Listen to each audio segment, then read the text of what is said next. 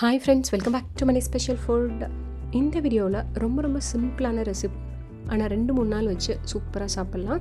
அதுக்கு சின்ன வெங்காய குழம்பு அருமையாக இப்போ செய்ய போகிறோம். அது எப்படி செய்கிறதுன்னு பார்க்கலாம். அதுக்கு பார்த்திங்கன்னா கொஞ்சமாக புளி, ஒரு சின்ன எலுமிச்சம்பழம் அளவு புளி எடுத்து நம்ம ஊற போட்டுக்கலாம். நல்ல போதுமான அளவு தண்ணி சேர்த்து நம்ம அப்படியே வச்சிடலாம். இதை மூடி வச்சுருவோம், இது இருக்கட்டும். அடுத்து பார்த்திங்கன்னா ஒரு பேன் எடுத்து அடுப்பில் வச்சுட்டு அதில் 2 டீஸ்பூன் வந்துட்டு கடலைப்பருப்பு சேர்த்துக்கிறேன். அது கூடவே 1 டீஸ்பூன் மிளகு, 1/4 டீஸ்பூன் வெந்தயம், 1/2 டீஸ்பூன் கடுகு, இதெல்லாம் சேர்த்துட்டு நம்ம அப்படியே நல்லா வறுத்து எடுத்துக்கலாம். அடுப்பை மிதமான சூட்டில் வச்சுட்டு இதை நல்லா வறுத்து எடுத்துப்போம். கொஞ்சம் இதெல்லாம் செவந்ததும் நம்ம ஸ்டவ் ஆஃப் பண்ணிவிட்டு ஒரு பிளேட்டில் கொட்டி வச்சிடலாம்.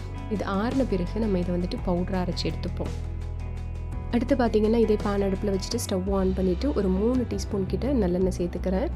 நல்லா கொஞ்சம் அதிகமாக சேர்த்துப்போம். ஒரு 2-3 நாள் வச்சு சாப்பிட்றதுனா ரொம்பவே சூப்பராக இருக்கும். ஆயில் சூடானதும் அதில் 1/4 டீஸ்பூன் மட்டும் வெந்தயம் போட்டு அது நல்லா பொரிஞ்சதும் நல்லா ஒரு 10-12 பல்லு பூண்டை உரித்து இது கூட சேர்த்துக்கலாம். அடுத்து பார்த்திங்கன்னா 1 கப் அளவுக்கு சின்ன வெங்காயம் உரித்து எடுத்து வச்சுருக்கேன். நல்லா கழுவிட்டு தண்ணி இல்லாமல் எடுத்து இதில் போட்டுப்போம். ஏன்னா எண்ணெயில் டேரெக்டாக அப்படியே போட்டதும் லைட்டாக அப்படி எண்ணெய் நம்ம மேலே தெரிக்கும். அதனால் தண்ணி இல்லாமல் பார்த்து சேர்த்துக்கோங்க. இந்த மாதிரி சேர்த்துட்டு நம்ம நல்லா இதை வதக்கி விட்டுக்கலாம்.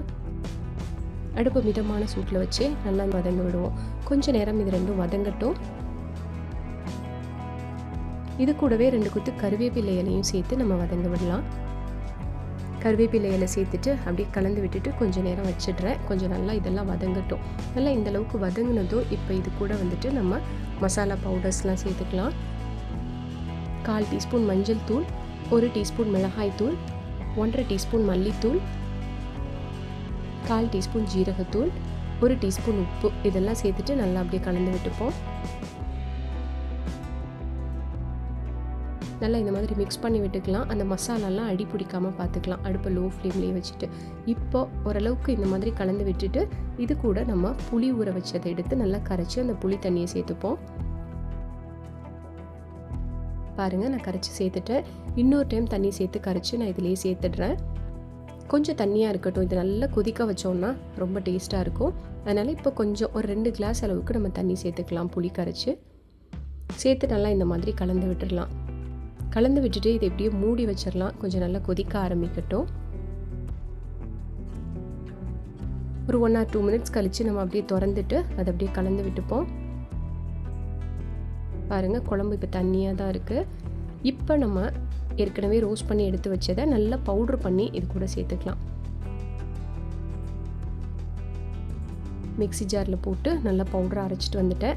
இப்போ அந்த பவுடரை நம்ம இது கூட சேர்த்து அப்படியே கலந்து விட்டுப்போம். இந்த பவுடரை சேர்த்தோன்னா நல்லா திக்காயிடும் நமக்கு. பாருங்கள், நல்லா சேர்த்து கலந்து விட்டுட்டேன். இந்த பவுட்ரு சேர்த்த பிறகு நம்ம இதை மூட வேண்டாம், அப்படியே திறந்தே வச்சு கொதிக்க விடலாம். அடுப்பை வந்துட்டு லோ டு மீடியம் ஃப்ளேம்லேயே வச்சு கொஞ்சம் நேரம் கொதிக்க விடலாம். உப்பு டேஸ்ட் போதுமானு இப்போ செக் பண்ணிக்கலாம். ஏன்னா ஏற்கனவே 1 டீஸ்பூன் தான் சேர்த்துருக்கோம், அது பத்தாது. இன்னும் கொஞ்சம் நான் இங்கே உப்பு சேர்த்துக்கிறேன். சேர்த்துட்டு கலந்து விட்டுட்டு கொஞ்சம் நேரம் அடுப்பை அப்படியே கொதிக்க விடலாம். 1 செகண்ட் கொதித்த பிறகு அடுப்பை லோ ஃப்ளேமில் வச்சிடலாம். லோ ஃப்ளேம்லேயே வச்சு இன்னும் ஒரு 2 நிமிஷம் ஸ்லோவாக அப்படியே கொதிக்க விட்டோம்னா நமக்கு சூப்பராக இந்த குழம்பு அழகாக ரெடி ஆகிடும்.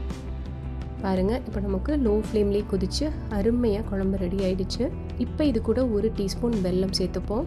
வெல்லம் சேர்த்துட்டு அப்படியே கலந்து விட்டுக்கலாம். பாருங்கள், நம்மளோட இந்த சின்ன வெங்காய குழம்பு அழகாக ரெடி ஆகிடுச்சு. ஃப்ரிட்ஜில் வைக்காமல் நீங்கள் வெளியில் வச்சு சாப்பிட்டா கூட 2-3 நாளைக்கு வச்சு சாப்பிட்லாம். அந்தளவுக்கு டேஸ்ட்டாகவும் இருக்கும், கெட்டு போகாது. இதுக்கு நல்லெண்ணெய் தான். நல்லெண்ணெய் கொஞ்சம் அதிகமாக சேர்த்து இந்த குழம்பு செஞ்சிங்கன்னா ரொம்ப டேஸ்ட்டாக இருக்கும். பாருங்கள், இப்போ நமக்கு சூப்பராக இந்த குழம்பு ரெடி ஆகிடுச்சு. இந்த ஸ்டேஜில் நம்ம ஸ்டவ்வை ஆஃப் பண்ணிடலாம். சூடான சாதத்தில் இதை போட்டு சாப்பிட்டோன்னா ரொம்பவே அருமையாக இருக்கும். இட்லி தோசைக்குமே ரொம்பவே சூப்பராக இருக்கும். நீங்களும் ஒரு டைம் உங்கள் வீட்டில் இந்த மாதிரி சின்ன வெங்காயம் பூண்டு சேர்த்து குழம்பு வச்சு பாருங்கள். கண்டிப்பாக வீட்டில் எல்லோரும் விரும்பி சாப்பிடுவாங்க. இதே மாதிரி ஒரு சூப்பரான ரெசிபியோடு நம்ம அடுத்த வீடியோவில் பார்க்கலாம். Bye bye.